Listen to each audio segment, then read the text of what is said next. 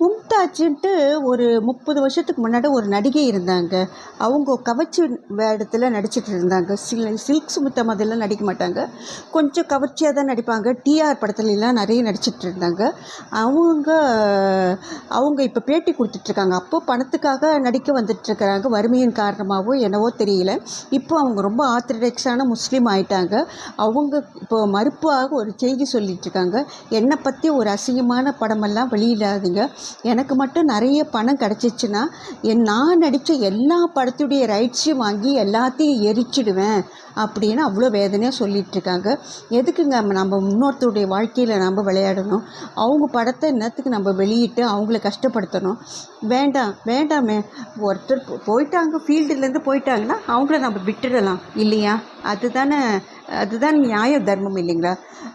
மும்தாஜ் உடைய நல்ல ஃபோட்டோவையே நம்ம வெளியிடலாம்.